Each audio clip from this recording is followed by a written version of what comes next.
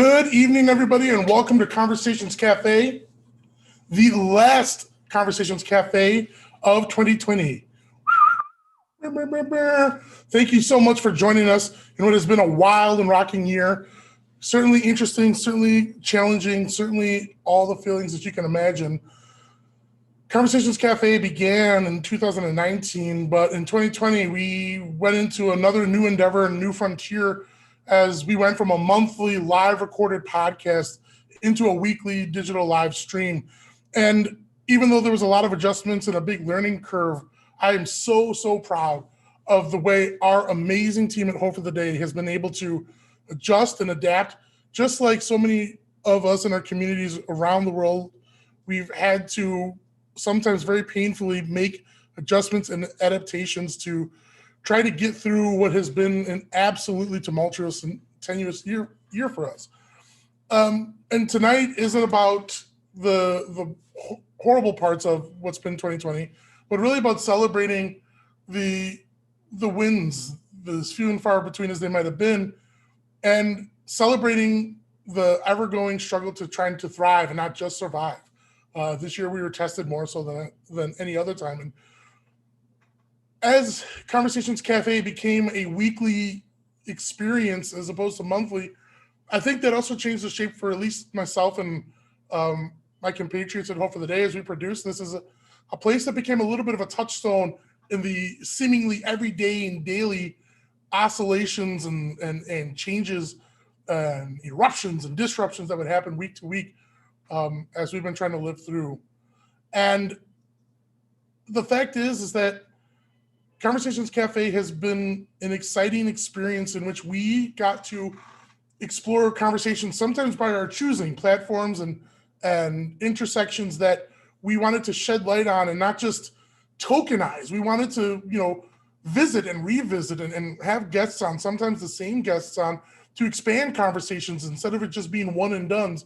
And other times we have people on who are their very first times ever on the episodes, and we were talking about topics that we had never touched on in years past before. And then there were other times where Conversations Cafe was guided by the reality around us because we were weekly. And as the racial uprising took place around the murders around Breonna Taylor and George Floyd, we found ourselves not reacting, but moving along with the currents, and where we have always talked about intersections of race and identity and orientation, we felt it even more pressing to continue to zoom in even closer.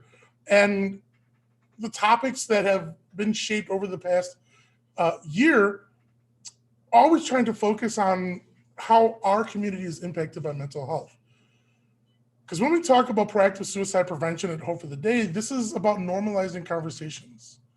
Proactive suicide prevention is about trying to deliver outreach to normalize and break down the stigmas of silence, raise the visibility of resources and conversation. But proactive suicide prevention is also about delivering mental health education. And mental health education, what that means is trying to deliver tools and resources for individuals to recognize the earliest signs and symptoms of mental health challenges and empower them to reach out for supports, whether it's active self-care to minimize injury and harm, or to recognize that they need to seek out professional supports to disrupt escalation to a crisis stage. That is the goal of proactive suicide prevention, to not wait till mental health becomes a crisis for us, till it begins to harm us, to disrupt escalation. And the nitty-gritty of that is that the more we normalize the conversation, which means making this a discussion we're having day in and day out, being mindful day in and day out, when we do that, the success for us doesn't become we were at a crisis stage and we were taken down from that crisis stage by one hero or a first responder or a safety net or a lifeline call.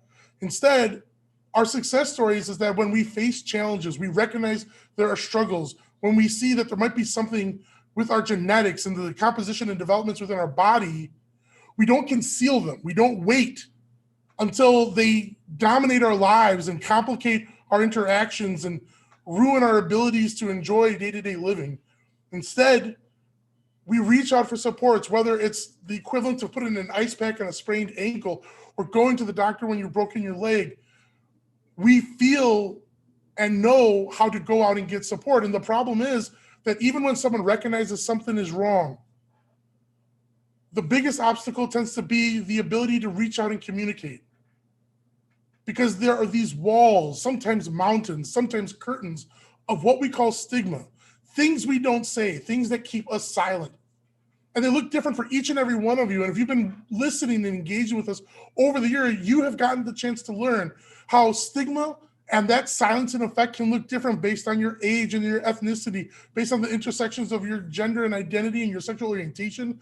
It can look different based on your geography. It can be on the cultures that you grew up in or were raised in, based on your spiritualities and your faith that you have or don't have, based on the activities that you participate in and the way that you identify as man or identify as woman, as old or younger, as brother, sister, mother, father, daughter, son. All these conversations that we need to be having about our mental health to keep us safe are often and consistently hindered by the things we don't say, by prejudices, by social and cultural attitudes that try to dictate how we express ourselves. It leads to harm. It leads to lethal outcomes because people feel so scared, so ashamed, so embarrassed that they can't reach out to their peers right next to them or to a professional. Worse, they don't know where to go or how to even recognize that the thing that is disrupting their quality of life isn't their fault. It isn't because they're broken. It isn't because they're stupid or weak. It's because of a natural, biological, or medical situation, something that has to do with a psychological injury or something that was born or developed in your body or underdeveloped in your body.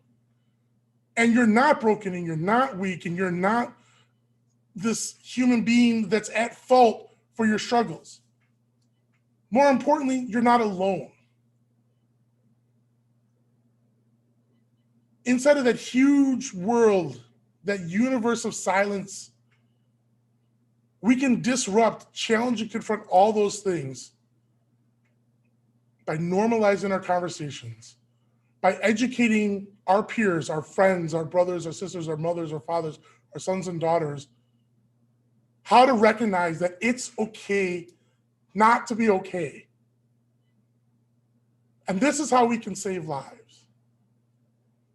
And at the very tiny, tiny, tiny part in this whole spectrum of improving our mental health care, Conversations Cafe is a tiny footstep forward in trying to bring the conversations of mental health down to ground level.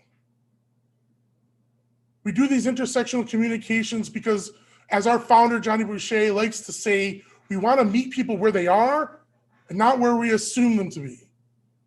Because stigma even creates prejudice. It makes us think that people should know better, or people should already know how to find resources, or that people can just tough things out. But when we respect the dignity of the individual,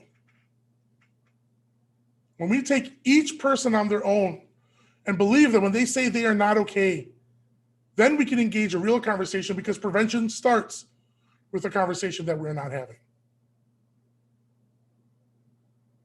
When we talk about it's okay not to be okay, we are talking about not just a calling card out to the general public, out into the void, out into the silence, but it's also something we turn to ourselves and remind ourselves, because stigmas can hit us every day.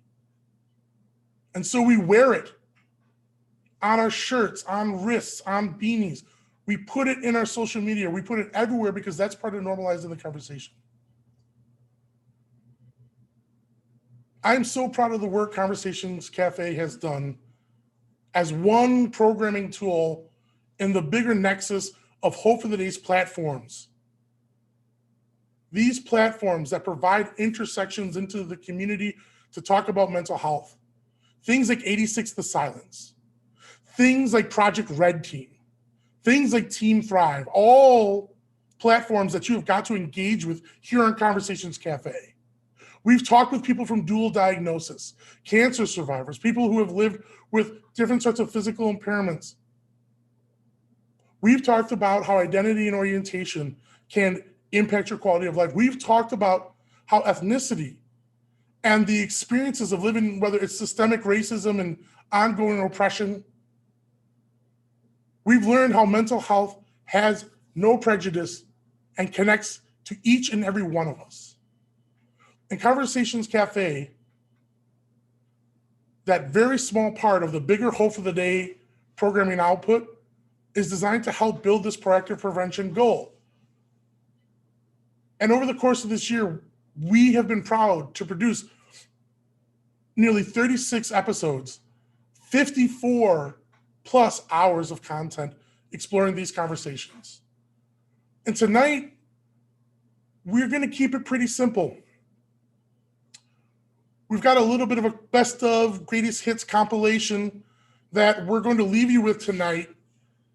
And it's going to be playing as Hope for the Day takes a winter hiatus over the next week. And we're going to be returning in 2021 with an episode that is designed for you to get to learn more about Hope for the Day. It'll be airing on January 7th, 2021. And part of our goal in 2021 is celebrating our 10-year anniversary. 10 years. 10 years, Hope for the Day has been doing the work of proactive prevention, of breaking the silences, of helping others empower themselves to start the conversation. And over the course of 2021, we're going to be celebrating where we've come from and showcasing where the next 10 can go. On January 7th, 2021, our very first episode is about getting you to learn even more about Hope for the Day, because sometimes we think of ourselves as an iceberg.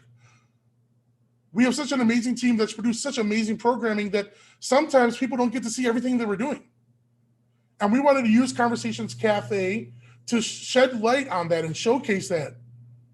January 7th, 2021, we want you to meet our board. The people who provide oversight to the team that builds programming and does the work on a day-to-day basis. We want you to learn from them, and they're going to be sharing messages about what you can expect in 2021. For tonight, though, we didn't invite any outside guests, our cherished and beloved outside guests. Tonight's going to be a very special episode where we're going to be introducing a little bit of a money reel, but as a bit of a year-end experience, I think it's important in the building experience of sort of breaking down the iceberg that you need to understand that all the amazing conversations and work that happens inside of Conversations Cafe is not done just by this pretty face. It's produced through an incredible team of individuals who don't always get to end up on camera. Tonight, I want you to meet some of the core people, and unfortunately, not everyone could join us, but I want you to meet some of the core people who help make Conversations Cafe possible. So first up, I want to bring the Team Aruski on. So if I could see Mike, Rick, and Becca, please, please, please, please, please, please. Come on, camera. Hello. Can we get one more? Mike might be a little delayed. Yeah, he said he'll be here in a minute. But please, for our amazing guests and viewers at home, please, because you have had the benefit of being on camera before, both of you, please reintroduce yourselves, though. Starting with Rick. Who you be, sir? Thanks, Carl. So Rick Osowski, I am a volunteer with Hope for the Day and podcast producer. So you've probably heard my name at the end of most of the episodes as Carl goes around on the team and thanks us all. Did host an episode over the summer with a parenting episode in 2020, and it's been quite eventful since that episode as a parent in 2020 as well. So grateful to be here and looking forward to seeing what we got planning and brewing for 2021. But very grateful to take the time tonight to kind of take a step back and look to see what we got on under our belt in 2020. Thank you so much, Rick. Appreciate you. Becca, sound off. Hello, my name is Becca. I am the Marketing and Events Director for Hope for the Day. I have been on a couple of the episodes lately, the Sip of Hope episode, as well as the Tattoo Tales episode. I also work with marketing with Sip of Hope, our coffee shop. and generally other odd tasks as well. So Becca's undershooting herself. Much like Rick, Becca's an incredible, amazing human being. And a lot of the coolest and best parts of Hope for the Day that you see on the front side are because of the hard, ridiculously hard work that goes unseen, produced by Becca, her amazing hands and skills. You see amazing camera work and editing being done, supporting all that copy, putting in scheduling, designing, organizing, and planning. You do not know how much work homie Becca puts in to get the job done. Makes it look easy, and that's probably one of the most frustrating things because it ain't easy. But that's how talented she is. You know what I'm saying? Thank you. Need to show some love there. I don't have the horn. That. Need to rock and roll.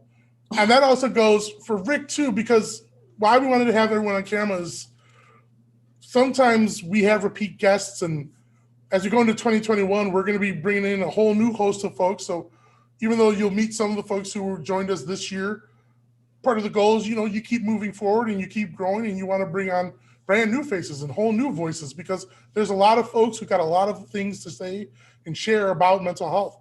And that's important that we, try and build the biggest tent possible. Excuse me. But Rick, it should also be known, even though you've met Rick before our episodes, his work is also less visible when it comes to putting these things together. And it's important to acknowledge just how much work goes into it, especially as part of the volunteer part of the team. This is a lot of work time, and it's a lot of effort, and it's immaculately produced. One of the things that I'm so proud of is just how pristine and professional grade this work is, especially as we move to digital. This was not an easy transition. And you all watching at home and listening, I hope you can really appreciate just how amazing, these things come out. Because one, I typically sound like a troll and a goon, and you can't even tell sometimes. But also just the way things are cut and edited together and put together. Rick, thank you so much, dear brother. You're very welcome. Your work is greatly appreciated, and we're hoping Mike can join us.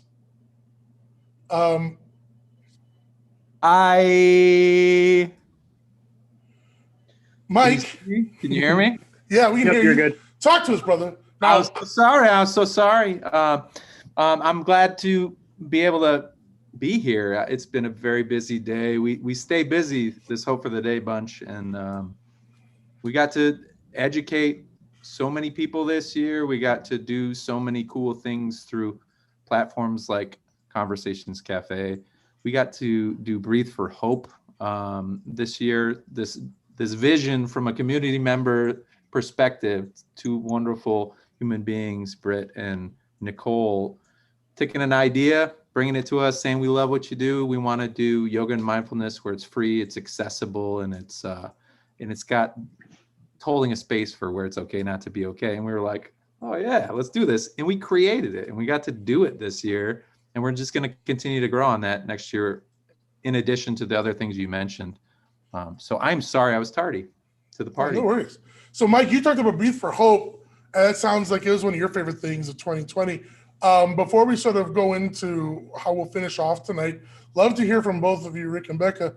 What was maybe one thing, your favorite one thing of programming that you saw like come to life in 2020? I'll start with Becca. What are your thoughts? So I was actually just thinking while you were saying that, Mike, while we were talking about yoga and stuff, our team actually, a majority of our team actually started off 2020 with one of our partners, Lululemon, at their Lincoln Park Wonder World, as I would call it, because that store is just a whole gift to Chicago. But and there you go. Rick's got his gift card over there still, and Mike's wearing his hat. So we started off 2020, our team at Lululemon, doing a goal setting and kind of a team building exercise. And we set some really hefty goals for our team. And we were out looking the great events that we were going to grow and all of these bigger things that we were trying to work on. And we were all together. We were all in very close quarters doing yoga together, sitting in goal setting and everything else, and really getting to know each other. I mean, that was such a bonding. I mean, exactly how it was supposed to be. Yeah, I mean, everybody was getting all emotional and really opening up. So I just had to relate that because it's crazy to see how the year changed for us and the things that we've pivoted on and the things that we've still been able to make feel like those touch points that we were looking for anyways. So I would say probably my favorite bit of programming that came out of this, I would say it has to be coffee talks. And that has to be because I love music so much, and I loved almost all of the guests were people that I grew up listening to. And seeing it was such a good way to start off. I looked forward to it every week, seeing, I mean, obviously I knew a little ahead of time who the guests were going to be, but being able to catch them live and have that conversation with Johnny, and they were just chatting over coffee, and it was just it was something that we did that was such a quick connection point that people could pop on Instagram and watch them, for lack of better term, shoot and and just talk about what they were going through and how they were getting through quarantine and stuff like that. And it was just so personable. And every morning, Johnny was sitting there making his coffee as he's talking to these people, and these people are also making their coffee. And it was just such a normal setting that we were able to bring to people. So it was really one of my favorites. And we're looking forward to making a little sort of pivot for that in 2021. So keep your eye out for that. Yes. That's perfect. You guys, can I just say that you made this memory fly back to me from that day at Lulu? You guys, when we were goal setting, we had to set a professional goal and a personal goal. And one of the things that I was struggling with at the time was not reaching out to somebody that I cared about a lot. And we hadn't talked for a while, and the longer we weren't talking, the harder it was getting. And just that day, being around there and you guys supporting me, I was able to eventually kind of knock that wall down, hit that person up, squash that shit, and just feel this weight lifted. So that was a cool day. That was a very cool day. So sorry, I just wanted to. No, that's a perfect segue, because I mean, as long as you're finished, Becca, I was gonna dovetail right off of that as far as what I was or am most grateful for in 2020. And it goes back to some of the metrics that you talked about, Carl, as far as, 34 shows or 36 shows, 54 hours, 54 plus hours of some of this. And that's just specifically Combo Cafe. And then we had Coffee Talk, and then Mike with his Sip of Hope Saturday morning tunes, and everything there. It's all about continuing the conversation. And so that's what, just that team retreat was able to then be a force multiplier to allow Mike to do something that he didn't think he was going to be able to before. That's the grounding force and the driving force for me in the Anthologies of Hope project and podcast, and having those long form conversations, because we've had 3 to 7 guests if we were advantageous for a given week over the summer. So if we've got 36 guests, then we're looking at, we've had over, I would say, close to 90 distinct guests over the course of the summer. That's not a lot of time for everyone to have their story told in the way that they want. Sometimes we get return guests, but it's a panel conversation. So you got to hit your points. You got to, you may not be able to say what you want to say based on where the conversation's going. But as long as we're able to hit the topics and we start that conversation, that's good. But really capturing it in the way that we have across Facebook, YouTube, going with the kind of the multi-stream component. I publish the audio the following Fridays of every episode on the Anthologies of Hope stream and podcast feed, so folks can get that. And I've had people reach out to me time and time again and thank me for being able to host that. And again, it's just a part of the team, so I kind of deflect back onto the larger team as a whole. But having the ability to have all of the conversations that we've had in 2020 captured and have those be conversation starters. And so that's why, I mean, some of the stuff that I was looking forward to as far as sharing with the best of episode here, and usually it's always whenever there's a best of episode on another podcast I listen to, I tend to skip it. But I highly guarantee that, most of the stuff that you're going to see clips of here relatively shortly, when Mike and I are behind the scenes, while Carl's on camera, we're producing and kind of conversing in the production chat and all that stuff.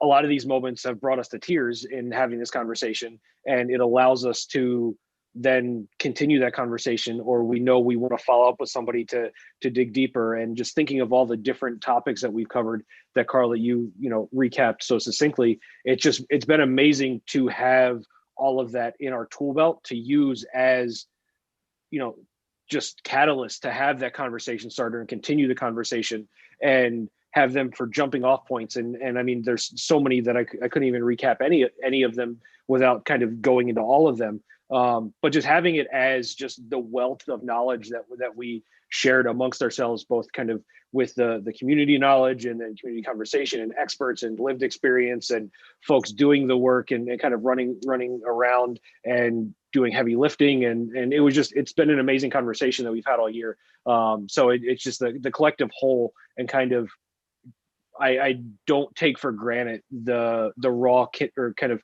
potential energy we have and everything that we've captured this year, and the ability for it to explode into 2021 and take that mission with it. That's so beautiful. That's, it's we do the work, and sometimes, like, because we're moving week to week and we keep on trucking, and it's part of, you can keep it taking us, like Ferris Bueller said, stopping to smell the roses can be a really hard thing to do. And I think something that it's easy to be cynical if there's always an abundance of positivity, as if you're trying to run away from reality. People saying like, oh, just think happy thoughts, but that can be insulting, because sometimes you have to confront, hardships and challenges and be very serious about it, that there is a darkness. And it's not just willpower. Just thinking happy thoughts won't do the trick. And that can be harmful, because people think, well, if it's just as simple as a happy thought, then I get over it. And why I bring that up is the work that we've done, and being able to reflect on it and being able to celebrate it, and being able, Rick, you hit it perfectly, being able to revisit it. It's not just something that lives in perpetuity, but every time someone listens to it for the first time is a new time someone gets to learn a way to take care of their mental health, learn to push forward conversations. And that's something that can be hard to appreciate as we're producing them, that we didn't just produce and we can chalk up and say we had X amount of episodes, and so that's like a nice little mountain. We created 36 different opportunities to help someone start a conversation, 36 different opportunities for someone to learn something new, that it's okay not to be okay. 54 plus hours that are opportunities for people to go out there and maybe share a conversation with one of their peers or their family members or their friends who they don't know any other safe way to do it, because stigma makes us feel silent. Maybe stigma makes us feel like there's fear to talk about it. And the accessibility that a live stream of a video, of a podcast, and audio has, can be a way to penetrate the veils of stigma, to break through these curtains and walls of silence in a way that sometimes our own voice to someone else directly may not be able to do. And I do not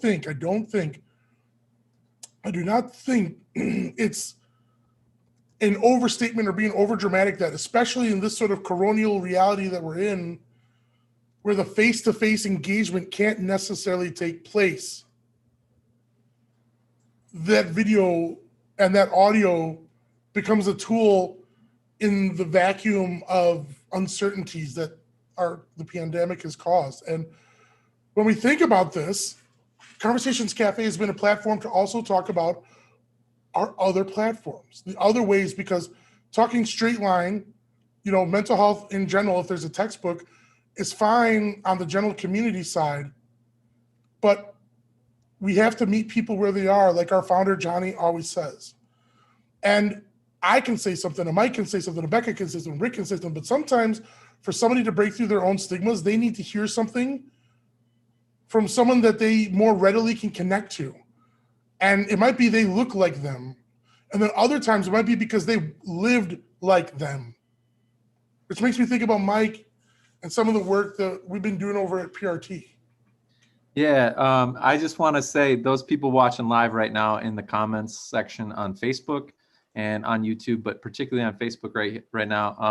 I just want to say Kennedy Ward and Vicki Webster and anybody else that's been part of the thriving Project Red Team digital community over the last 9 months, really. I want to say thank you.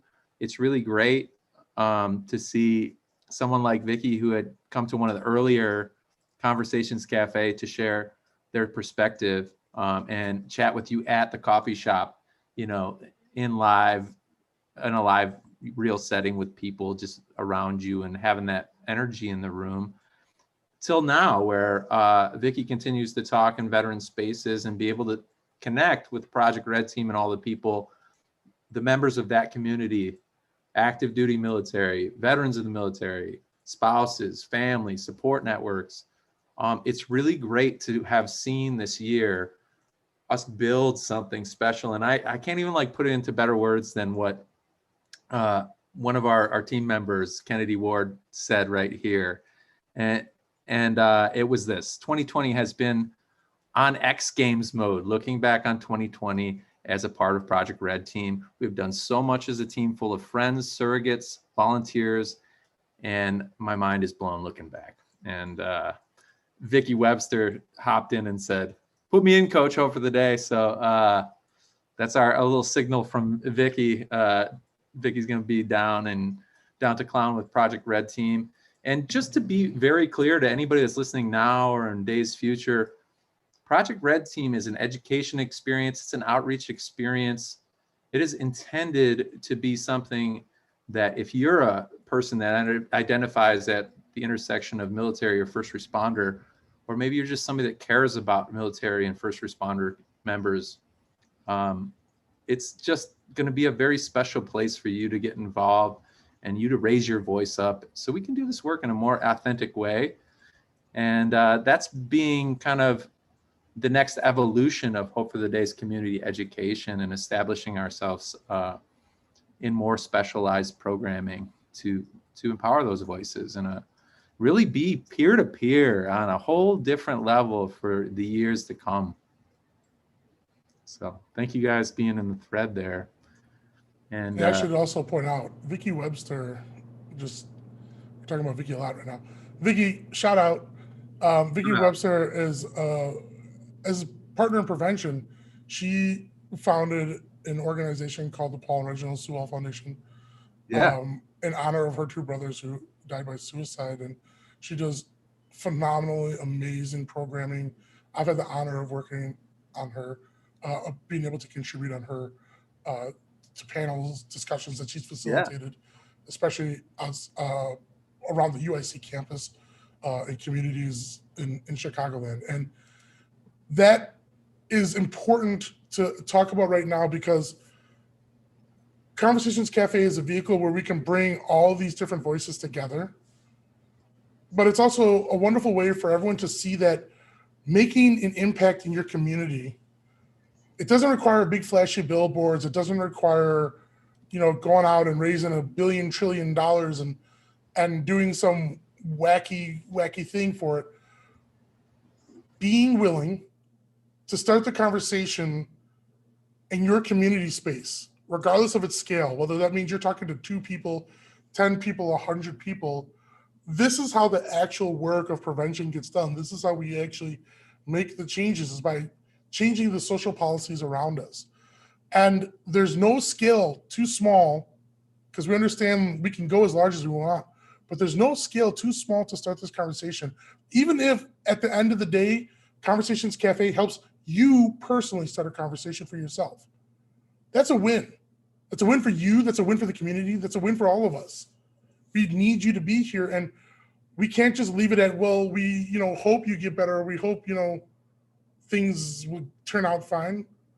We want to be a bridge. There's resources out there and you're not alone, but starting the conversation is the hardest part about that.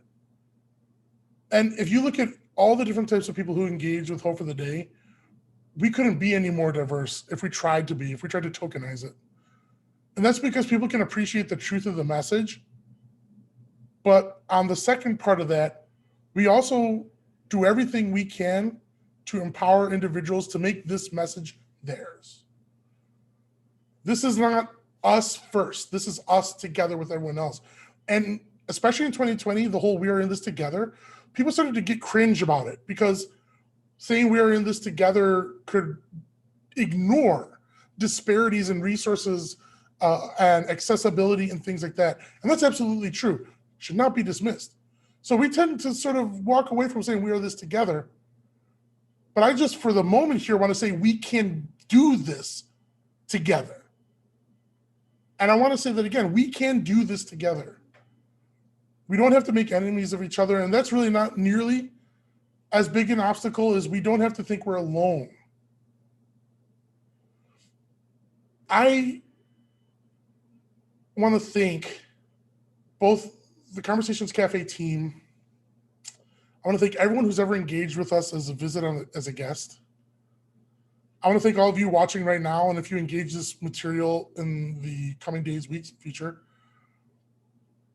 I want you all to take a moment to be proud of the way we've engaged this new frontier, 2020, pandemics, challenges, the 21st century, y'all. It's been scary, terrifying, and yet there have been wins because we found ways to push forward, to rise up. And in the grand scope of our human development, this is not getting weird when I say that those are huge victories that we need to celebrate. Each and every one of you needs to celebrate your perseverance. Each and every one of you needs to celebrate your own resilience. Too often, outside voices and even ourselves rob ourselves of our awesomeness and the amazingness that each and every one of you, your spirits and souls are. Too often we beat ourselves down. Too often there's forces that want us to beat ourselves down and think less of ourselves. And you may never have the criteria of a diagnosable mental illness, and that does not remove the reality that you can be having mental health challenges. I started working here at Hope for the Day 8 years ago, and it was important to me to do this work because I believed in Johnny Boucher's vision of wanting to start the conversations. What Johnny couldn't fully know when I joined on was that I couldn't have conversations about my own mental health.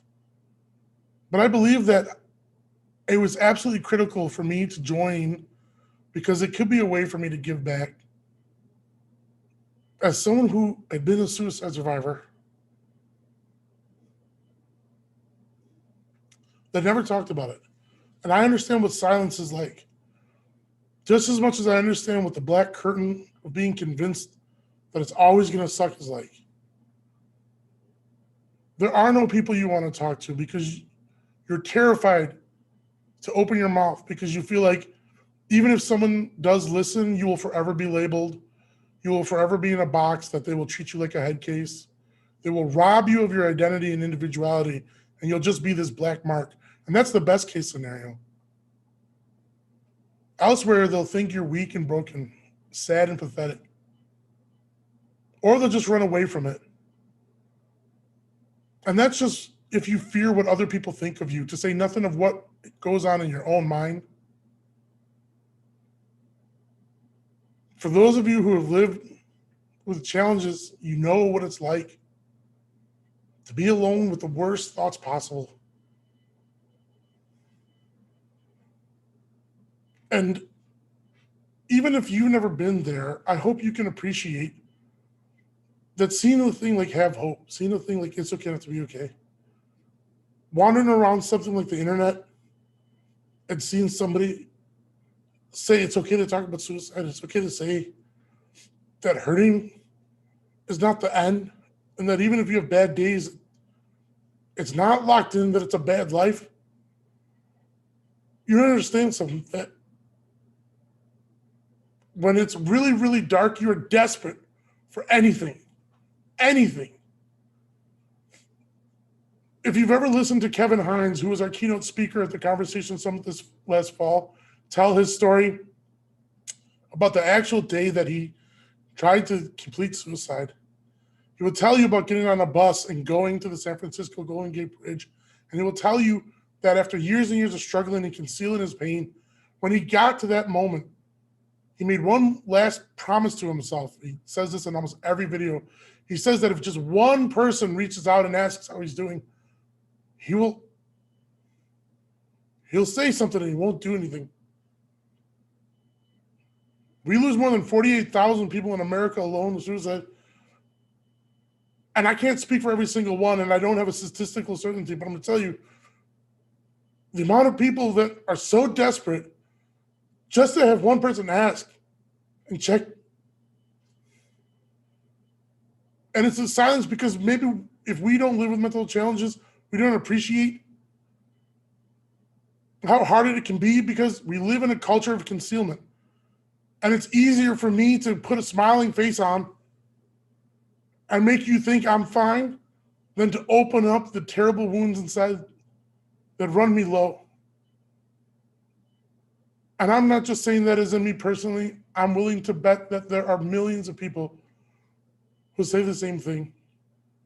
And what Hope for the Day does, what Johnny Boucher started, and what hundreds, if not thousands of people have rallied behind, and what thousands, if not hundreds of thousands more champion through wristbands and shirts, through sharing on Facebooks and Instagrams, through putting stickers up wherever they go, is that it doesn't have to be that way. It does not have to be silent. And being the person who says it's okay not to be okay, being the person who's willing to start the conversation, you have no idea what it can do to save a life. Because me just working at Hope for the Day, that it existed, saved my life again. Because I stopped self-medicating and stopped concealing as I got more comfortable talking. And it doesn't have to go to that extreme. It can just be starting the conversation for yourself. And so here we are on the precipice of our 10-year anniversary.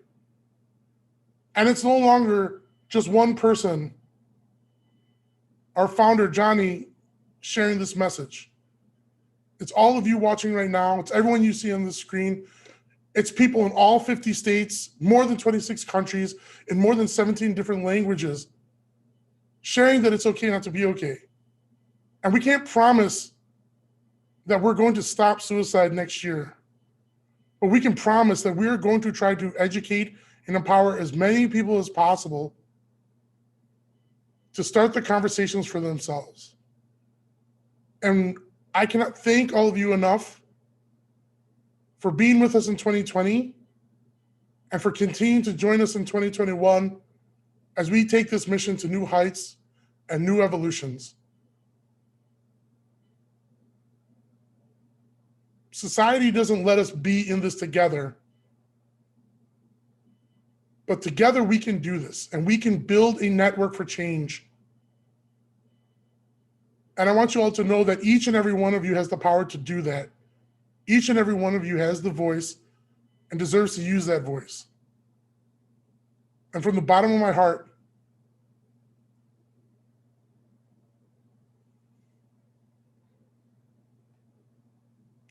I want to share that I love each and every one of you. I love you. You all inspire me.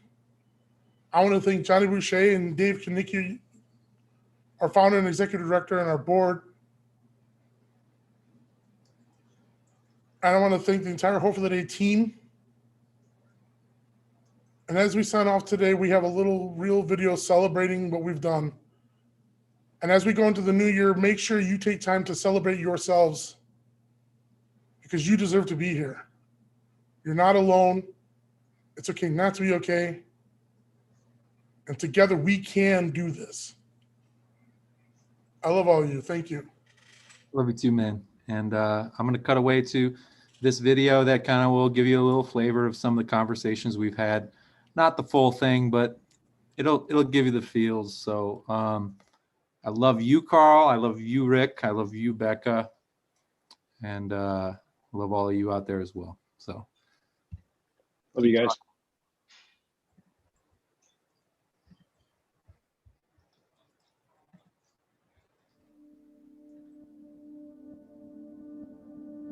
It's important to, like what we talk about, start the conversations, learn, do your research. Like, it's no one's job to educate you. You need to go and do that work, and come together as a community.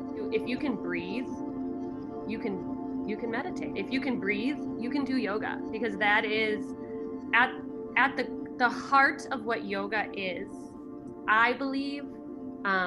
I think, as you know, our westernized world, we've taken yoga and commercialized it. And I think this class, the goal is to bring it back to the intention of what this is for. It is to take time for yourself, to cultivate compassion for yourself, and give yourself grace in a world that is constantly telling you to be quiet, to not speak up, to not say how you are feeling. And you don't need to go run 20 miles. You don't need to go and, bike 100 miles or whatever the case may be.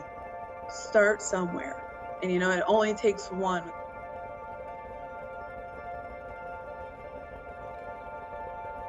It takes one, whether it's 1 minute, 1 mile, one whatever. It just takes a little bit of effort to see the difference. Because if you think of your mind like a bottle of soda, it can build up with pressure and become so overwhelming that it disrupts your quality of life. And part of mental health care is creating valves to let that pressure build up out. Because any sort of adversity can build up pressure. It can come from your genetics.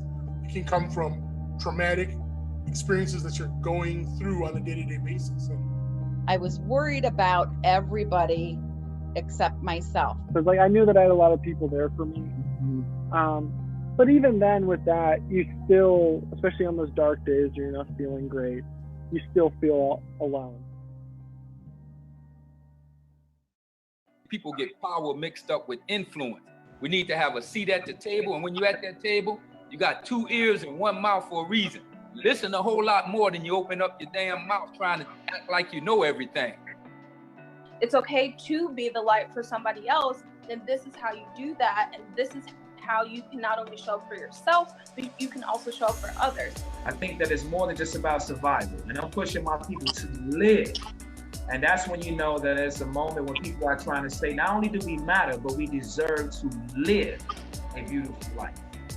Yeah, we want to be compassionate, and we are by nature.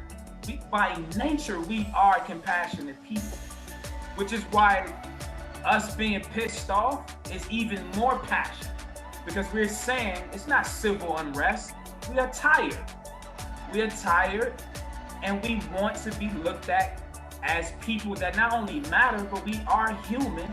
The bad things that may have happened to me in my life, I think, made me stronger. Trauma, and realizing that it's not just trauma that I've been given, that there's also love and talent and resilience and beauty, and constantly strive to be better. How I learned to thrive was through owning my narrative. How I learned to thrive was by realizing who I am, realizing that my part in the story has power. I don't think there is a mountaintop of healing personally. I think it's an ongoing conversation. It's a discussion. There's no end to the road. The road is the road is the road. I mean, that's it. We're on it and we're it. I don't think you can let shit go. You got to sit with it and you got to process it, and it lets you go.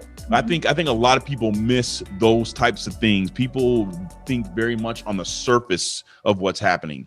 And this is a deep, deep, deep ocean of things that can go on. One of the best things I've learned through interactions with Hope for the Day is not avoid the conversation, right? It's not going to help anybody. It brings me no joy that we are here in this current reality the way it is. But it does give me hope and strength to see that people are going, oh yeah, I got to check in with myself. I got to check in with myself every single day because this is hard. And I got to check in with the people I care about every single day because this is hard. And I got to be gentle with myself because my bottle is shook. I'm reminded that I'm the one who's fucking in charge of this shit. It's really important for like my mental health and just everything else. Just remember, like, I have to come first sometimes. So I'm saying that we all can help. We all can help, and it's not just about money. It's about our time. It's about speaking to people in our neighborhood that we normally wouldn't speak to. Hope for the Day, for instance, we do practice suicide prevention. We do not do crisis response. Our education is designed to disrupt the escalation of a problem. We strive to build tools for people to take action for themselves and to become agents of impact for their peers. Understanding is the key to really making a lot of changes. You can tell people a lot of things, you can give people a lot of stats, you can put pretty graphs up and have emotional, heart-wrenching videos, but the minute you can establish understanding with somebody, that's going to move worlds. That's going to start to change things. To the wrongs that need resistance, to the rights that need assistance, to the future in the distance, give yourselves